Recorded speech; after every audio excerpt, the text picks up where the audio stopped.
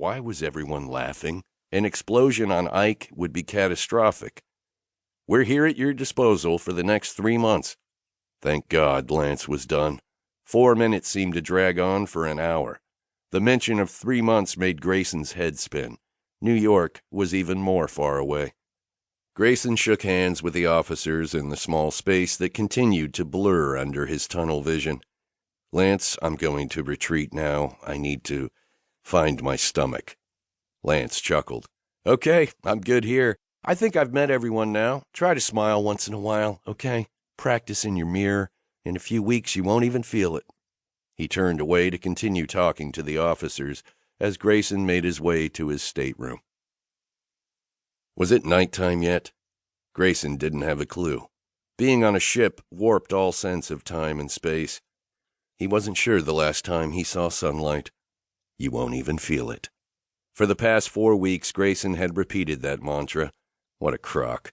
Lance had been so very wrong.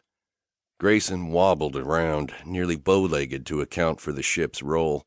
Supposedly, sailors had the most difficulty when transitioning back to land, but it was completely backward for him. He couldn't wait for the opportunity to touch solid ground again. Grayson faked his sanity through the classes he taught, and continued to fake it as he discussed new ideas within the reactor spaces.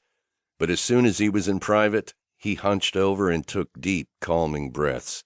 As time passed, only one thing seemed to ease his seasickness: stress.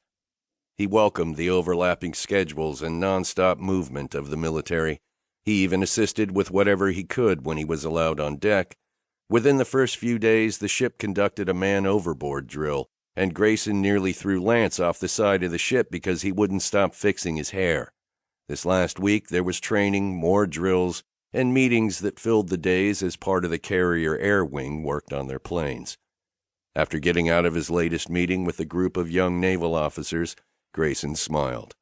They were excited and willing to work. A burst of pride filled his chest as he checked the dials on his watch. Half a day had already gone by. Grayson meandered through the hallways and angled his shoulders so a group of sailors could pass him. While walking through the P-ways, he tried to avoid the short kickers sticking out at the base and head of the walls. Those bastards were every 10 feet. The death traps had an eye on Grayson's shins. Outside the dining galley, Lance rocked on his heels with an expression of delight on his face. His skin practically glowed. He smiled as Grayson approached. Hey, you actually look like you don't have a rod up your... Don't. Grayson put up his hand. Lance cocked an eyebrow. This is a ship full of sailors. Are you seriously going to hold lab rules over my head right now? Grayson's rule number 53, no foul language. Swear on your own time, but per clause 5 of our company policy, we have an image to uphold while we're here. Grayson's lip quirked in a half smile. You were never good with numbers in college? Lance laughed. Forgive me. He placed his hand on his chest in mock concern. You were never good with people. Why do you look so happy, anyway? Unlike you, I really like being on a ship. And that was when Grayson started to ignore him. It wouldn't be long until Lance lost his mind, too. The two walked toward the aft enlisted galley where the sailors dined. With laughter still on their lips, Grayson stood in one line, Lance in the other. They watched each other as they made their way to the food, seeing who would get there faster. 30 minutes later, Lance smirked as he reached his buffet first. Grayson should have opted for the self-serve bar. That would have been much faster, but he didn't want a salad after starving himself in hopes that his nausea would go away. Now he wasn't sure if he was sick or just famished. Lance grabbed a hot dog and a hamburger and joined Grayson in his line. Looks like your line has actual food. I'll trade you a hot dog for a steak burrito.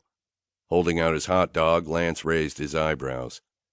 When we're back in New York, I'll even sort through your emails for you. I'd do anything for a piece of steak right now. Grayson shook his head and grinned. Never. In an instant, Lance was shoved forward a step and Grayson steadied him. Tossing a dirty glare over his shoulder, Lance thinned his lips to a fine line. A petite woman smiled at him and put her hands up in defense. So sorry. Lance's scowl transformed into a wide grin, and he stood taller.